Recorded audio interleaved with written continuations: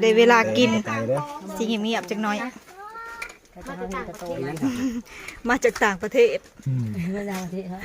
แบ่งกุ้งไปให้ลูกให้ร้านแบ่งกระจายนั่งดีๆเอาบุญจ่อเศร้าเสพเศร้าอิ่มแล้วบ่น้องดาวผู้สาวกินหลายพี่น้องเอ้ยกินหลายแล้วบริยาอ้วนจักนี่ผู้สาวกินหลายกินทำได้ก็ยังขับเก่า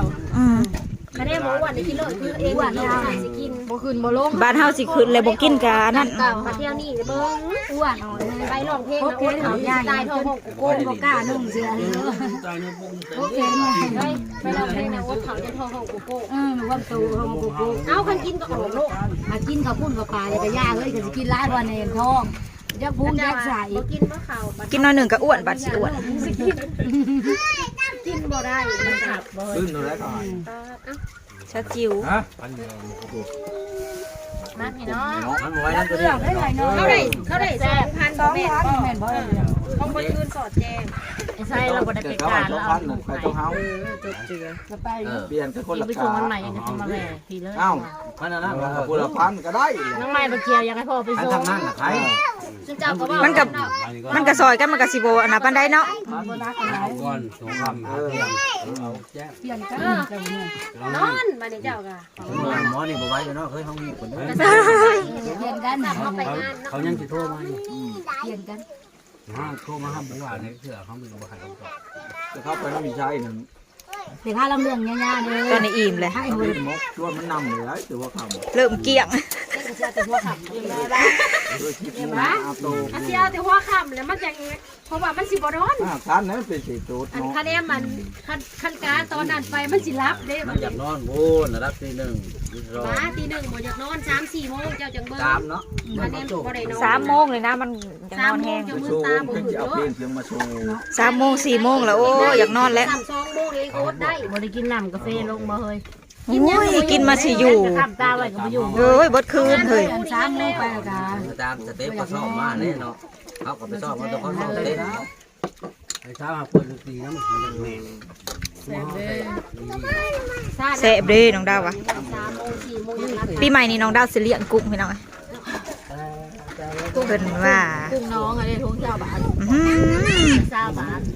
โอ้ยกุ้งเต้นโอ้ยแซ่บเนาะโอ้ยบ่นะ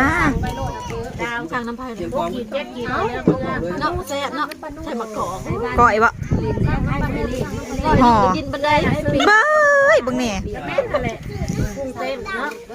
ให้น้องดาวเลี้ยงน้องดาวและเลี้ยงดาวริ้วหางเอ้ยจักแลปิงปังจักเนาะปีใหม่นี่นะไม่มีสาวเห็นห้างน่ะสาวสิบ่มีผูมาเด้อเขาดาวจากวะผูมาเด้อเล่นบ่เฮาเซ่น่ะผูนะเขาดาวไปเขาดาวกับแฟนบ่เฮาแทกนางฟ้าอากับหลานแบกลำเบียปีนี้ตัวก็หาครูใหม่เลย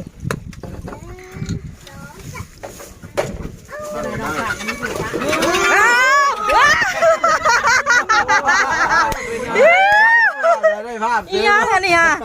ไก่เลขสิออกไก่ไก่ ก่บินเจิดขึ้นมาสมมติเอาน้ำผักปาดโถ มันทางยังไงบ่จ๊ะ สะพัดเป็นจังสี่วะ เต้ตำหู ปลอดภัย เต้ตำหูเนาะ ตามคู่หัวก็ยังเป็นต้น ไก่เจิดขึ้นมาปาดโถ นั่นแหละ มะม่วงเกือบตาออกบ่ นั่งยาวกว่านี้ ไก่ก็ได้ เอากล้องอยู่บ่ ไก่บินผ่าวงขึ้นมาโถ ทำไมพี่ถ่ายจับไว้ ซื้อเด้อ ไก่ซาวซุปนี่โหดอลีพี่น้องเอ้ย เอามันเป็นคือไก่ป่า ไก่เพิ่นหนนะแล่นเข้ามาหอดกลางวงปาดโถ ไป จะแม่นขาก เบาๆอะไรจ้าทุกวัน ผู้น่ะ น้ำเป้า ส้นแก้ว เอาจอกมา ผู้ น้ำเป้าชน ปาด แฮปปี้นิวเยียร์ปีใหม่เองเลยรวย มากันเงินเบิด สลองก่อนเลยสลองปีใหม่ก่อนเลยพี่น้องเอ้ย ไปใช้ ชนแก้วก่อนปาดโถ ว่าจะกินเงินเงินมันก็มากินน้ำกันสักก้อนมายามกันแล้วก็จะมายามกันแล้วกัน เอาไอ้บ้านจะเซลน้ำเนี่ยก็มาเลยเนาะ มาชิมกินอยู่แค่พร้อมบ่ บ่มาได้สิม่วนบ่ กินอยู่เพื่อนบ่ กลัวซักลงหายถ้าเป็นลงเอากูได้เด้อ อืม ชูกระดอกเนาะ กินอยู่ มาซนกับน้องดาว มาซน น้ำเต็มบวยมีฟองใช้น้ำเปล่าไหน สลองก่อนปีใหม่พี่น้องเอ้ย โอ้ยลูกเลยอย่าพา เฮง มีเพลงเลย ๆไม่ยัง อย่าพาโอ้ยลงแบบเซ็กซี่นั่นแหละขาย ปาดโถ ลงไปแคมของ เขาจิ้วสิหนงเซ็กซี่ขายเบียร์ แคมของไปกับลงแคมของมันมียา ปาดโถมาเด้อพี่น้อง ลงไปถ่ายอยู่ลูก มีเบียร์ขายน้ำเด้อบอกแขกมาแล้วไปจังเต้นเอาจะไปเซ็นซื้อได้ได้ร้องมึงนะ เขาก็จะเอาเบียร์มาขายเงินเขา มึงก็ขายในหัน ขายบันเป็นคนซื้อ เต็มคลองอะไร ติดหนีไว้แล้วเนาะเส้นเลย จะได้เงินจากบาท โย คิดแต่เส้นกับเส้น กูกำลังขายฮะว่ากับแกงกระเต ตีนไก่ขูดบ่ ไปหัดเจ้าโอ้โหไอ้บันได้ขูดไอ้บันได้ยินมั้ยนั่นกระบาเป็นท้องกันเลย ดูไว้เรื่องใกล้สุดเลย ไก่ผ่าวง กูหนาวไว้ ต้ม มาเป็นไร มาอะไรนั่นมันระบินต้ม มึงก็พัดไหลไก่บ่ได้มา ท่านอยู่บ่เฮ้ยปีใหม่พักมา ยังน้อยอยู่ห้องมอนอ่ะห้องเต็งใหญ่เบิ่แหละห้องเต็งใหญ่พอดีห้องเต็ง มาแต่บรรณบอกนะเฮ้ย มาเด้อไป เอาไปสั่งนะเฮ้ยสู่กันกินสลัดอยู่บ่กินข้าวปุ้นอยู่บ่พยายามสลัดบ่เฮ็ดยำด้วย โอ้ยจะไปยำไปยิ้มมาอีก เฮ็ดอยู่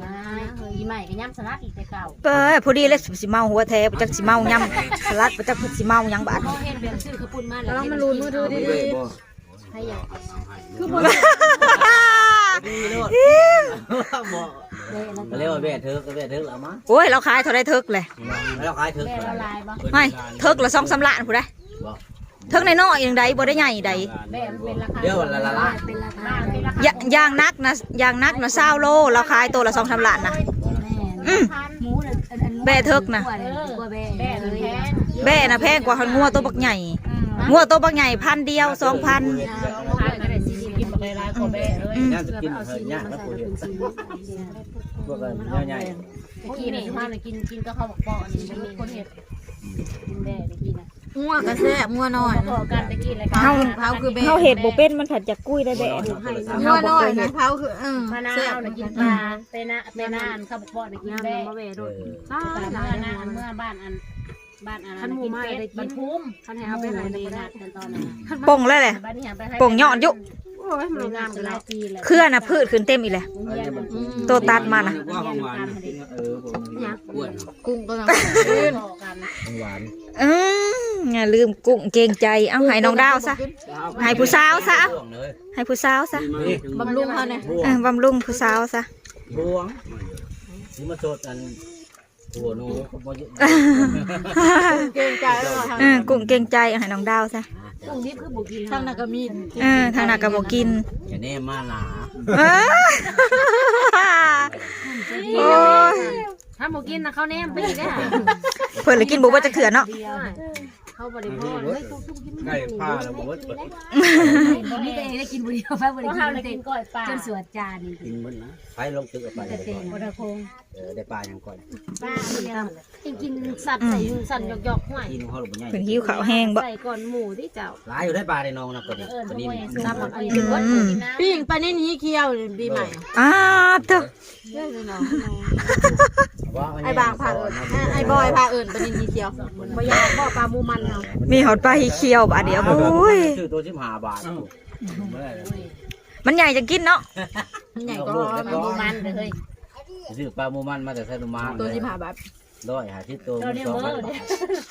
โอ้ยมันตัวออกแนวกินบ่ได้บ่ ใช่เธอเบิ่ง ไปเบิ่งในน้อง ตัวสับเกาะไอ้นี่บ่เขาเจ้าแต่ซื้อนะลื่น ซ้ำนี่แหละ ซ้ำไม่ถูก เติมอยู่เสบอกเขาหม้อนี่เรียก เอาเลี้ยงอยู่ในหันเลย อ่ะปนกัน โตละ15 บาท เป็นจะอ่อนไปเบิ่งในบ่ โอ้ยไปสั่งนี่มันก็ใหญ่ใช่ปะ เขากินแหละ เดี๋ยวเขาเป็นบ้าไปซื้อเอาเอาเพื่อนเป้หรือเอา นี่เด้ซ้ำนี่ก็มีปลากดปลาเก็ดเนาะตัว15 บาทนะปลาหยังปลามูมันเนี่ยว่า คัน แซ่บเบิ่งอ้าว คันไปปลาแถวใกล้นะครับร้าน ได้มันลืมเดี๋ยวจะถามมาแซ่บ เมื่อที่ร้านแถวใกล้ จักแหละบ่ได้เคยกินเนาะ โลละน้ำประมาณ ยังหากระซื้อว่ามื้อวันผิดนะฮะมาโลดเนาะมาผิดเนาะกิน โอเคเด้อจ้ะพี่น้อง อย่างเดียวบ่ใช่ยัง ถ้าไปโดนตาลเหมือนให้เจ้าไร มาหันนี้ก็น้องไม้ขอจบคลิปไว้ซะก่อนเด้อพอกันใหม่คลิปหน้าเด้อจ้ะพี่น้อง หลายตาม กินแต่เบียร์ห้าคน เอ้ย ไปตามถามเผื่อเพื่อนน่ะ เด้อพี่น้องรับประทานพี่น้องจ้าบาดคนมากินนำกัน แล้ว ไก่ช้อนเวลากินก็สิขอจบคลิปซะก่อนเด้อจ้ะพี่น้องฝากกดไลค์กดแชร์บริการช่องน้องไม้ออฟฟิเชียล จากเลือด มาเด้อจ้ะทุกคน ร้านลงร้านเอาซ่อง มากินนำกันเด้อ ซ่องหม้อแต่งไปใช้แล้วก็เก็บเงินไปเรื่อยจักโต